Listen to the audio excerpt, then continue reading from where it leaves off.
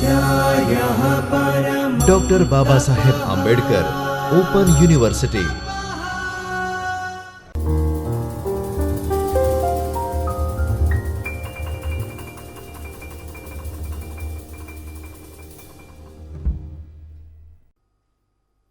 નમસ્કાર વિદ્યાર્થી મિત્રો, હું આશિષ વસાવા સમાજકાર્ય વિષયમાં આસિસ્ટન્ટ પ્રોફેસર તરીકે ડૉક્ટર બાબા સાહેબ આંબેડકર ઓપન યુનિવર્સિટીમાં કાર્યરત છું. ડૉક્ટર બાબા સાહેબ આંબેડકર ઓપન યુનિવર્સિટીના જ્યોતિર્મય પરિસરમાં આવેલ ચેતન સ્ટુડિયોમાં આપ સૌનું સ્વાગત કરું છું. વિદ્યાર્થી મિત્રો, આજે આપણે BSW પાઠ્યક્રમ 301 સામાજિક ક્રિયા અને સામુદાયિક સંગઠન, જેની અંતર્ગત આપણે આજે ચર્ચા કરીશું. વિદ્યાર્થી મિત્રો, BSW પાઠ્યક્રમ 301ની અંદર એકમ નંબર 14 કે ભારતમાં નોંધપાત્ર સામાજિક ચળવળો, જેના વિશે આપણે ચર્ચા કરીશું. વિદ્યાર્થી મિત્રો, આ એકમનો મુખ્ય હેતુ એ છે કે તમે જે ભારતમાં થયેલી જે મહત્ત્વની જે ચળવળો છે એમાંથી દલિત અને આદિવાસી સમુદાય દ્વારા જે ચળવળો કરવામાં આવેલી છે એના વિશે તમે સમજ મેળવી શકશો, અને ભારતની મહત્ત્વપૂર્ણ જે પર્યાવરણલક્ષી જે ચળવળો થઈ છે એના વિશે તમે આ વિડીયો લેક્ચરના માધ્યમથી સમજ મેળવી શકશો. વિદ્યાર્થી મિત્રો, ચળવળો જે સામાજિક પરિવર્તનનું એક પરિબળ છે, જેમાં સમુદાયના લોકો દ્વારા કોઈપણ ધ્યેયની પ્રાપ્તિ માટે સામૂહિક પગલું ભરીને જ્યારે સમાજમાં પરિવર્તન લાવવા માટેના પ્રયાસો થતા હોય છે, જેને આપણે સામાજિક ચળવળ તરીકે ઓળખીએ છીએ. ભારતમાં વિવિધતા ધરાવતો દેશ છે, જેમાં જ્ઞાતિ આધારિત ભેદભાવો તેમજ આદિવાસીઓના અધિકારોનું હનન તેમજ પર્યાવરણને નુકસાન કરતી પ્રવૃત્તિઓ થાય છે. એની સામે ચળવળો કે આંદોલનો થાય છે. તો વિદ્યાર્થી મિત્રો, આ એકમમાં મુખ્યત્વે આપણે જે દલિત અને આદિવાસી ચળવળો છે એના વિશેની આપણે વિસ્તૃત સમજ મેળવીશું કે ચળવળોના કારણે સમાજમાં કે પર્યાવરણની દ્રષ્ટિએ કયા કયા પ્રકારના ચળવળો થઈ છે અને એના આધારે કયા કયા પરિવર્તનો આવ્યા છે એના વિશે આપણે સમજ મેળવીશું. વિદ્યાર્થી મિત્રો, સૌપ્રથમ આપણે દલિત ચળવળો વિશે પરિચય મેળવીશું. વિદ્યાર્થી મિત્રો, ભારત જેવા દેશમાં વિવિધતા ઘણી સામાજિક, આર્થિક, શૈક્ષણિક દ્રષ્ટિએ ઘણી વિવિધતાઓ જોવા મળે છે. અને ભારતની પ્રાચીન સંસ્કૃતિ મુજબ જોઈએ તો ભારતમાં 4 વર્ણની વ્યવસ્થાઓ કરવામાં આવી હતી, જેમાં બ્રાહ્મણ, ક્ષત્રિય, વૈશ્ય અને શૂદ્ર એ પ્રકારની વિવિધ વર્ણ વ્યવસ્થા હતી. સમાજમાં ધીમે ધીમે બદલાવ આવ્યા, પરંતુ ભારતમાં દલિત સમુદાય, જેમની સામે જેને અસ્પૃશ્યતા તરીકે લોકો ગણતા, તો આવા દલિત સમુદાય દ્વારા વિવિધ ચળવળો થઈ કે એમને સમાન અધિકારો મળે, સમાન દરજ્જો મળે, સમાન દ્રષ્ટિએ શિક્ષણ મળે અને સમાનતાના અધિકારો મળે માટેના પ્રયાસો એ દલિત ચળવળો દ્વારા કરવામાં આવ્યા હતા. વિદ્યાર્થી મિત્રો, આ ચળવળો પાછળનું એ જ હેતુ હતું કે જ્ઞાતિ આધારિત એ સમુદાય સાથે ભેદભાવ થતા તેમજ સમાનતાનો અભાવ હતો, જેના કારણે સમુદાય સંગઠિત થઈને આ ચળવળો કરતા, જેનાથી સમાજમાં પરિવર્તન લાવવાનો પ્રયાસ થયો. વિદ્યાર્થી મિત્રો, દલિત ચળવળો થવા પાછળનો મુખ્ય ઉદ્દેશ્ય એ છે કે સામાજિક સમાનતા, આપણે સ્ત્રી પુરુષની સમાનતા કે પછી ગ્રામીણ શહેરી સમુદાયની સમાનતા, વિવિધ સમાનતાની આપણે વાતો કરીએ છીએ. તો સમાજમાં જે દલિત સમુદાયો છે એમને સામાજિક સમાનતા મળે, સામાજિક ન્યાય અને ગૌરવપૂર્ણ જીવન જીવવાની એમને સમાનતા મળે માટેના પ્રયાસો આ દલિત ચળવળો દ્વારા થયા છે. એમાં ખાસ અગત્યનું એક વ્યક્તિ કે ડૉક્ટર બાબા સાહેબ આંબેડકર, જેમણે દલિત સમુદાય માટે વિવિધ પ્રકારની ચળવળો કરીને એમના અધિકારો માટે, એમને કાનૂની અને સામાજિક સમાનતા આવે એ માટે લડત ચલાવવાનું કાર્ય એ ડૉક્ટર બાબા સાહેબ આંબેડકર દ્વારા કરવામાં આવ્યું હતું. એટલે વિદ્યાર્થી મિત્રો, આ દલિત ચળવળો એ માટે છે કે જે અસ્પૃશ્ય ગણાતી જ્ઞાતિઓ છે, જેને સમાજમાં સ્વીકૃતિ અસ્પૃશ્ય ગણવામાં આવે છે, એવા સમુદાયોને સમાનતાના અધિકારો મળે, ન્યાય મળે અને માનવ ગૌરવથી એમનો વિકાસ થાય એ માટેના પ્રયાસો એ દલિત ચળવળો દ્વારા થયા છે. વિદ્યાર્થી મિત્રો, આ ઉપરાંત હવે આપણે ખાસ આદિવાસી ચળવળો વિશે વાત કરીશું કે આદિવાસી ચળવળો શેના કારણે ઉદ્ભવે છે. તો આદિવાસી ચળવળો અગત્યની ખાસ કરીને જમીન પરથી જેમના અધિકારો છે એ લઈ લેવામાં આવે છે, જેના કારણે આદિવાસી ચળવળો થાય છે. શોષણ અને વન નીતિઓના કારણે ખાસ આદિવાસી સમુદાય જ્યાં વસવાટ કરે છે તે ભૌગોલિક વિસ્તારમાં વિવિધ વન નીતિઓના કારણે ત્યાંના સ્થાનિક લોકોને એમની જે જીવન જરૂરિયાતો છે એ પૂરી પડતી નથી. જે જંગલ જળ જમીનનો જે અધિકાર છે, જે જ્યારે આદિવાસી સમુદાય પર છીનવવામાં આવે છે ત્યારે આદિવાસી ચળવળોનો ઉદ્ભવ થાય છે. અને ભારતમાં એવા વિવિધ આંદોલનો થયા છે. ખાસ આપણે સંથાલ વિદ્રોહ આંદોલન કે જેમાં બાંકુરા અને મિદાનાપુર જે છોટાનાગપુર જેવા વિસ્તારમાં જે સંથાલ જાતિના જે લોકો છે એમના દ્વારા જે જમીનદારો દ્વારા જે શોષણ કરવામાં આવતું હતું એના વિરોધમાં સામાજિક ચળવળ કરવામાં આવી, જેથી કરીને એમને જે શોષણ થાય છે એની સામે એમને રક્ષણ મળે અને જે કંઈ જમીન છે એમાં આદિવાસી સમુદાયનો પૂરેપૂરો કે જે આ સંથાલ સમુદાય છે એને પૂરેપૂરો અધિકાર મળે માટેના પ્રયાસો સંથાલ વિદ્રોહ દ્વારા થયા હતા.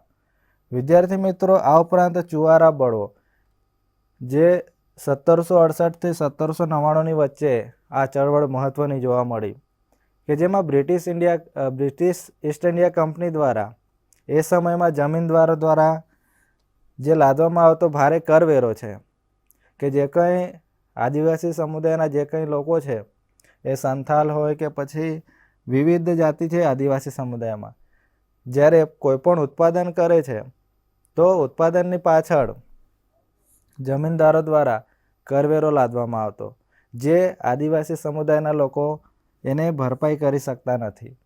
એના પરિણામે જે કરવેરો વધારે ભરવાની જ્યારે લાનત થઈ ત્યારે ખાસ આદિવાસી સમુદાયના ખેડૂતો દ્વારા એમના પર જે બ્રિટિશ ઈસ્ટ ઇન્ડિયા કંપની છે એમના વિરુદ્ધ ચળવળો ઊભી કરી, જેથી કરીને જે આ જમીનદારો દ્વારા જે પણ વધારાના કર લેવામાં આવતા હતા એ ઓછા કરવામાં આવે. આ ઉપરાંત આદિવાસી સમુદાયના લોકોને કે જે કંઈ જળ જંગલ જમીનના જે અધિકારો છે અથવા જે કંઈ શિકાર કરવાનો જે એ છે તો એમાં એમને પૂરેપૂરો અધિકાર મળતો ન હતો. એના કારણે આદિવાસી સમુદાયમાં એ પ્રકારની ચળવળો ઊભી થઈ. વિદ્યાર્થી મિત્રો, આ ઉપરાંત હવે આપણે વાત કરીશું પર્યાવરણીય ચળવળ કે જે પર્યાવરણ સાથે સંકળાયેલી બાબત છે. આ ચળવળો અગત્યનું બાબત એ છે કે પર્યાવરણને બચાવવા માટેનું અને જે રાજ્યની જે પર્યાવરણને લગતી જે નીતિઓ છે એમાં બદલાવ આવે એ માટેના પ્રયાસો, સામાજિક કે રાજકીય રીતે એમાં બદલાવ આવે એ માટેના પ્રયાસો પર્યાવરણ ચળવળમાં થયા છે. અને એમાં ખાસ ભારતમાં મહત્ત્વના મુદ્દા એ છે કે જંગલોનું રક્ષણ થાય, પ્રદૂષણમાં નિયંત્રણ આવે અને જે કુદરતી સંસાધનો છે એની જાળવણી થાય માટેના પ્રયાસો એ પર્યાવરણીય ચળવળ દરમિયાન થયા છે.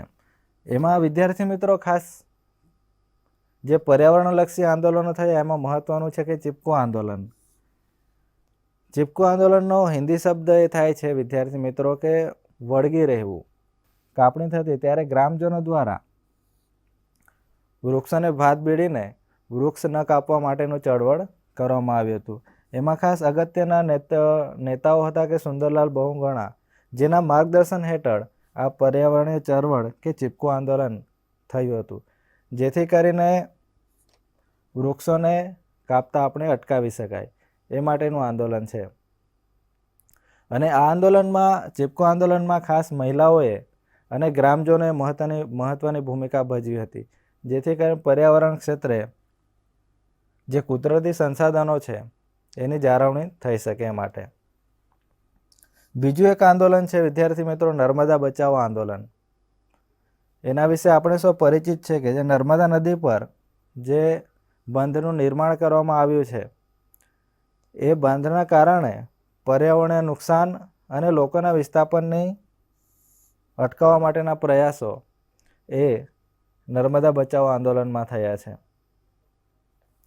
નર્મદા બચાવ આંદોલનના અગ્રણી નેતા તરીકે જેમણે નેતૃત્વ લીધું હતું મેઘા પાટેકર, જેમણે નર્મદા બચાવ આંદોલન ત્યાંના સ્થાનિક લોકોને જાગૃત કરીને જે ત્યાં નર્મદા ડેમના કારણે જે પણ વિસ્થાપિત થઈ રહ્યું હતું, વિસ્થાપન થવાનું હતું, એના સંદર્ભમાં એમણે આંદોલન ચલાવ્યું, જેથી કરીને ત્યાંના લોકોને, સ્થાનિક લોકોને ત્યાંના જમીનનું રક્ષણ થાય અને યોગ્ય જગ્યાએ પુનઃવસન થાય એ માટેના પ્રયાસો આ પર્યાવરણીય ચળવળ દરમિયાન થયા છે.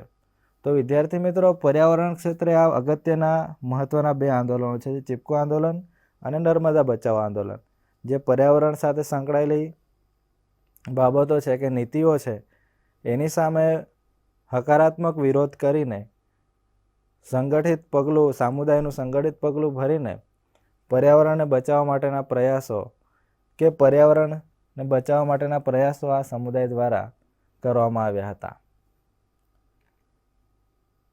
વિદ્યાર્થી મિત્રો, સામાજિક ચળવળોની અસર કે આપણે દલિત ચળવળો, આદિવાસી ચળવળો કે પર્યાવરણલક્ષી ચળવળો જે થાય છે તો એની અસરો શું થાય છે એના વિશે આપણે ચર્ચા કરીશું.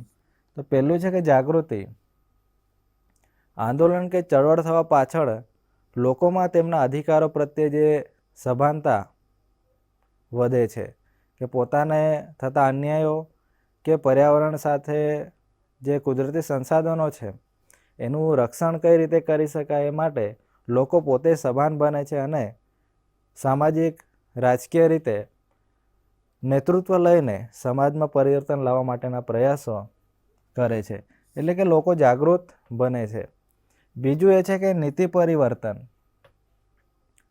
સરકારને જે પર્યાવરણલક્ષી નીતિઓ બનાવે છે અથવા દલિત અને આદિવાસી સમુદાય સંબંધિત જે પણ નીતિ યોજનાઓ બનાવે છે અથવા જે પણ નવા કાયદાઓ બનાવે છે તો તેમાં દબાણ ઊભું કરવાનું કાર્ય એ સામાજિક ચળવળ દ્વારા થાય છે. જે સમાજમાં વ્યવસ્થિત નીતિઓ બને અને દરેક સમુદાયને સમાન રીતે આવરીને યોજનાઓ બને, નીતિઓ બને એ માટેના પ્રયાસો થાય છે. એટલે એની એક અસર એ પણ છે કે નીતિમાં પરિવર્તન લાવવા માટે સામાજિક ચળવળ અગત્યનો ભાગ છે. સામૂહિક શક્તિ. જે ગરીબો કે જે લઘુમતી સમુદાયો કે વંચિત સમુદાયો છે એમને સંગઠિત થઈને સત્તા સામે અવાજ ઉઠાવવાની તાકાત આપી છે. વિદ્યાર્થી મિત્રો, સામાજિક ચળવળનો અસર એ પણ છે કે સામૂહિક શક્તિ, લોકો સંગઠિત થઈને સમાજના જે કંઈ પ્રશ્નો છે, જે પણ અત્યાચારો, શોષણો છે, તો જે પણ સત્તા છે એની સામે અવાજ ઉઠાવીને પોતાના હક અને અધિકારો માટે લડત અને સામૂહિક શક્તિનો વિકાસ આ સામાજિક ચળવળના કારણે ઉદ્ભવે છે. એટલે વિદ્યાર્થી મિત્રો, સામાજિક ચળવળની અસરો હકારાત્મક પણ હોઈ શકે અને નકારાત્મક. ખાસ એમાં મહત્ત્વનું તો હકારાત્મક અસરો વધારે સમાજમાં જોવા મળે છે. તો વિદ્યાર્થી મિત્રો, આજે આપણે ખાસ આપણે દલિત અને આદિવાસી ચળવળો વિશે સમજ મેળવી છે.